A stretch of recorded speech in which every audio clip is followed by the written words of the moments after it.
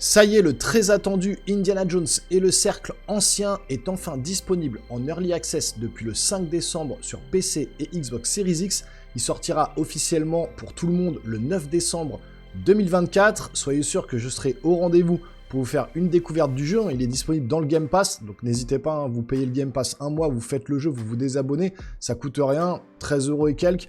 Et au moins, vous n'êtes pas obligé de payer plein pot le jeu. Mais du coup, moi, je serai au rendez-vous pour vous faire justement une petite vidéo de gameplay d'une heure, 1h30 sur le jeu. J'ai déjà été regarder quelques images et j'ai envie vraiment de me plonger dans l'aventure. Vous savez l'amour que j'ai pour le cinéma, pour les jeux films d'aventure des années 80 et dont Indiana Jones qui en fait partie.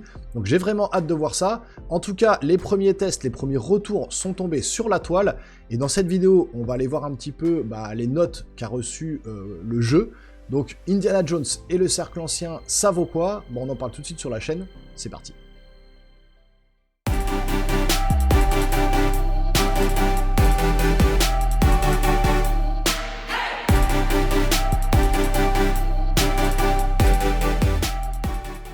Alors on va commencer cette vidéo comme d'habitude avec le site Metacritic et ensuite on ira voir des sites spécialisés. On va mettre de côté jeuxvideo.com et Gameblog qui ces derniers temps sont pas très objectifs sur leurs notes et on va aller plutôt voir du côté de jeuxactu.com. J'aime beaucoup Maxime Chao et je trouve qu'il est toujours juste dans ses tests. On va aller voir Actu Gaming et Gamekio, voilà, qui sont des petits sites plus ou moins indépendants, on va dire, moins gros en tout cas que les jeuxvideo.com et Gameblog et qui seront peut-être un peu plus objectifs sur leur test. Donc Metacritic, on commence, alors vous avez une très belle note de 86 de Metascore, avec 41 notes positives et 3 notes mixtes. Alors ça c'est sur Xbox, et sur PC on va voir si ça change beaucoup. On est sur 87, donc c'est encore mieux, 39 et 3, donc on a pris sur la même chose. Donc si on va plutôt se rendre sur Xbox Series X, on a quand même des notes de 10 sur 10, ce qui est un peu abusé, je trouve qu'un jeu qui mérite 10 sur 10 c'est quand même compliqué.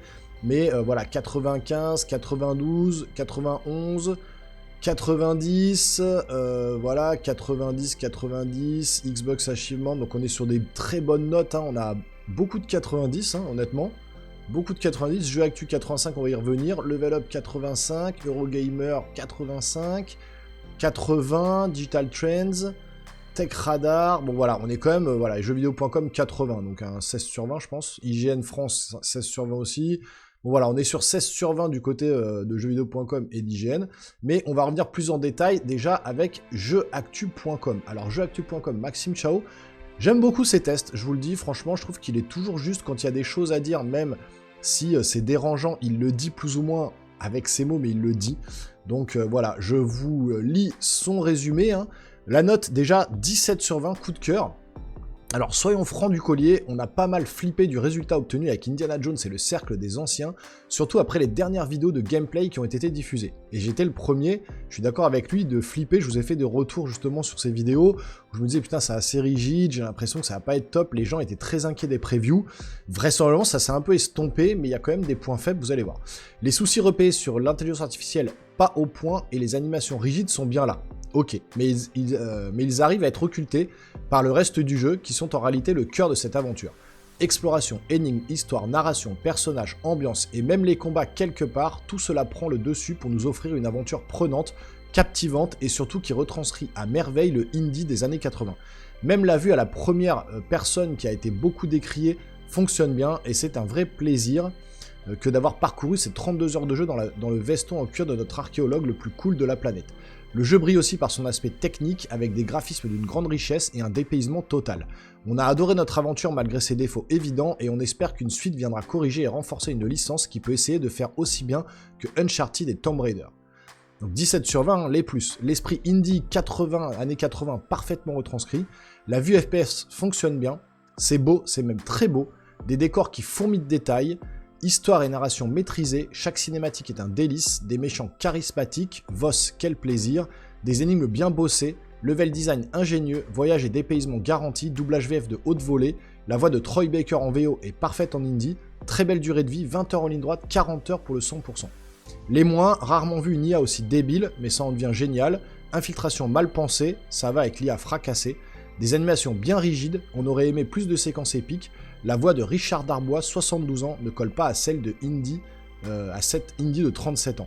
Alors ça, j'ai vu sa vidéo sur YouTube. Alors lui, pour le coup, il a joué sur PC, mais avec une 4090, 64 Go de RAM, un Core i9. Donc il avait vraiment le truc au max.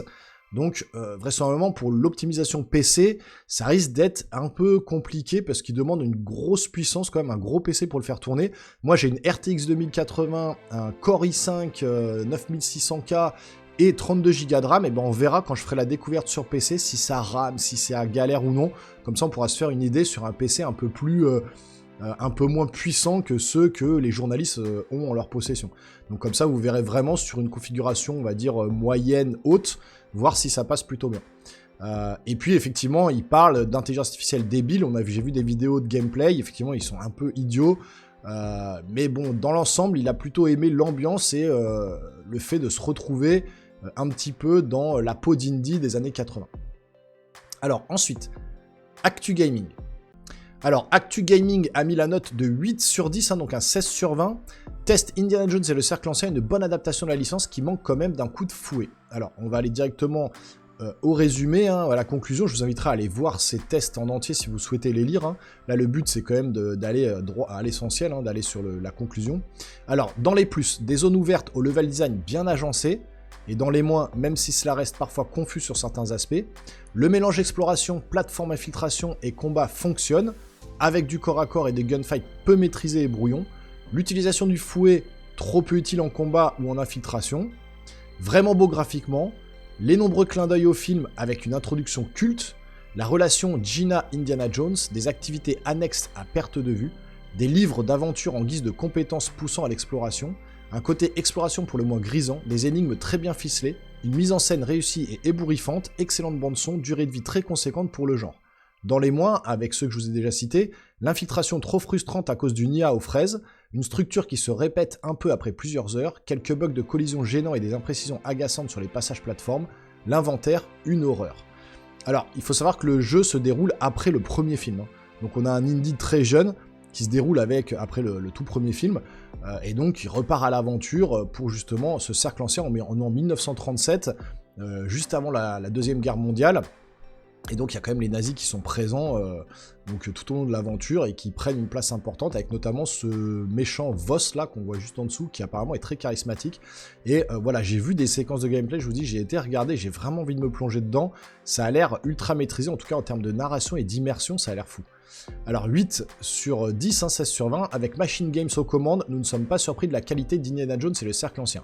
S'il n'est pas parfait avec ses choix de game design parfois discutables ou sous-exploités, force est d'admettre que nous sommes en face de l'un des meilleurs jeux Indiana Jones parus à ce jour. Non seulement parce que son intrigue inédite est palpitante, mais aussi parce que le titre transpire toute la passion dont a besoin cette licence, qui n'a pas été particulièrement bichonnée ces dernières années. La plupart des mécaniques de gameplay marchent bien, l'exploration est grisante, les activités à faire sont colossales, et le jeu est une bombe autant graphique que sonore. Nous sommes certes loin d'un très grand jeu, mais dans ce qu'il propose, Indiana Jones et le Cercle Ancien réussira assurément à contenter autant les fans de la première heure que les nouveaux venus mordus de jeux d'aventure solo. Voilà, donc c'est pas complètement positif, mais c'est loin d'être négatif, hein. C'est quand même plutôt dans le haut du panier. Et ensuite GameKyo, donc test Indiana Jones et le Cercle Ancien, donc effectué sur Xbox Series X.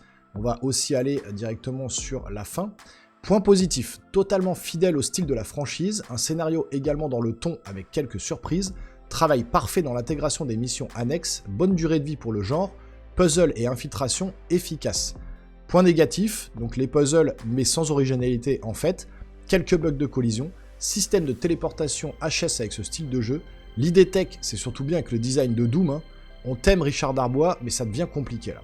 Alors oui, pourquoi ils disent ça, et Maxime Chao l'a relevé aussi, parce qu'on a la voix française d'Indiana Jones, on a la voix française d'Harrison Ford dans les films Indiana Jones, c'est-à-dire Richard Darbois, qui aujourd'hui a 72 ans, qui est un super doubleur français, hein. Mais du coup, ils disent que pour un Indiana Jones de 37-40 ans, eh ben, la voix d'un homme posé de 72 ans dessus, ça se ressent. Alors, Maxime Chao l'a dit, Julien Chiez aussi l'a dit dans son avis global, et donc voilà, ça se ressent un petit peu sur l'âge. Mais moi, je vais pas bouder mon plaisir de retrouver la vraie version française de Indiana Jones, hein. On se plaint tout le temps qu'on a des versions françaises dégueulasses qui ne correspondent pas aux personnages qu'on a à l'écran. Là, on va pas bouder notre plaisir. Alors, 7 sur 10, donc on est plutôt sur un 14 sur 20, là, un 14-15, pas plus. Dans le genre moderne, donc au-delà du point and click, je pense, PC, ou voilà, Indiana Jones et le Cercle Ancien est sans problème la meilleure adaptation à ce jour de la franchise, en plus d'être parfaitement respectueuse envers le matériau d'origine. Déjà pas mal, encore plus de la part d'un développeur qui depuis 10 ans se contente de nous faire tout exploser à la mitraillette. Pour autant, en plus d'un rendu graphique aux sensations souvent old-gen, l'high-tech, il faudra faire avec une orientation résolument grand public, empêchant une trop grande profondeur aussi bien dans le level design que l'infiltration et les énigmes. Juste assez, disons, pour rester efficace et jamais déplaisant. Donc il a quand même bien aimé le côté fidèle à la franchise, le scénario, le travail des missions, la bonne durée de vie, etc. Mais il regrette voilà, quelques bugs et quelques trucs vieillots au niveau des graphismes et du moteur du jeu. Qu'est-ce que disent les gens en commentaire? Tiens, c'est intéressant de voir ça.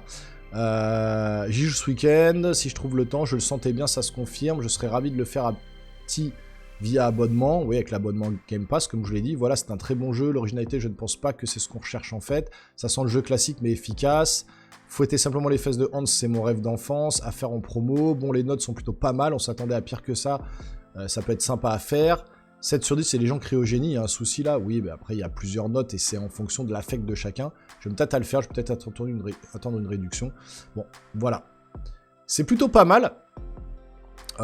Au niveau des notes, hein, on est quand même sur du 14, 15 sur 20, 16, 17, et puis voilà, on a des gens sur YouTube qui ont mis aussi des très bonnes notes de 17, 16, donc on est plutôt sur ces notes-là, on dépasse pas généralement les 16-17 sur le jeu Indiana Jones et le Cercle Ancien. Donc voilà les amis, vous avez vu, c'est pas catastrophique, hein, c'est pas non plus dithyrambique, les notes sont pas sur du 19, 18, etc. On est plus sur du 15, 16, 17 sur 20 hein, pour Maxime Chao. Mais encore une fois, les points négatifs et les points positifs des vidéos que j'ai vues sur YouTube reviennent systématiquement, c'est à peu près les mêmes. Donc je pense qu'on va plutôt être calé là-dessus. Dans les points négatifs, plutôt une intelligence artificielle perfectible, voire complètement à l'ouest hein, pour les ennemis et compagnie. Le gameplay qui est un petit peu lourd, rigide, voilà le personnage qui se déplace un petit peu lourdement, que ce soit en troisième personne ou en première personne, les combats mano à mano hein, qui sont pas complètement maîtrisés non plus, donc voilà, de ce côté-là, au niveau des points négatifs, il y a aussi un peu la voix de Richard Darbois, qui a 72 ans, qui est posé sur un Indiana Jones de 37 ans, mais ça j'en tiendrai pas rigueur parce qu'on se plaint tout le temps comme je dis, et là on aura la voix officielle de Harrison Ford dans Indiana Jones, donc moi je vais pas bouder mon plaisir et je le mettrai pas forcément dans un point négatif. Et pour les points positifs, on revient sur les graphismes qui sont quand même très léchés, très beaux apparemment. Au niveau des énigmes, de l'aventure en elle-même, les énigmes sont très bien ficelées, on vous prend pas par la main, vous passez parfois pas mal de temps sur les énigmes pour trouver comment déverrouiller tel ou tel mécanisme, donc ça c'est plutôt cool, hein, c'est vraiment dans l'esprit Indiana Jones, et le plus gros point positif, c'est vraiment que les développeurs ont respecté l'univers de notre aventurier hein, préféré. Il y a beaucoup de clins d'œil au film, apparemment la narration est très soignée, on est vraiment sur une aventure, une vraie aventure Indiana Jones et pas une simili-aventure qu'ils auraient voulu faire, ils se sont concentrés vraiment sur tout ça. Je vous dis, j'ai été voir certaines phases de gameplay et certaines cinématiques, ça en met plein la vue, ça a l'air quand même ultra immersif, donc j'ai vraiment hâte de poser la main sur le jeu lundi 9 décembre pour vous faire ma découverte avec vous, pour qu'on puisse un peu voir tout ça tous ensemble sur la chaîne. Donc vous me direz vous en commentaire ce que vous pensez de cette Indiana Jones et le Cercle Ancien, en tout cas des notes qu'il a reçues de la part des professionnels et de quelques youtubeurs. Et puis est-ce que vous l'attendez impatiemment ou est-ce que ça vous passe au-dessus? Voilà, j'attends vos retours pour qu'on en discute tous ensemble. Si vous voulez me soutenir, vous pouvez vous abonner à la chaîne, activer la petite cloche, le gros pouce en l'air, vous connaissez la chanson, c'est pour l'algorithme YouTube et ça m'aide vraiment à avancer. Je compte sur vous. Nous les geeks, on se revoit très rapidement sur une prochaine vidéo. Portez-vous bien surtout. Ciao, ciao.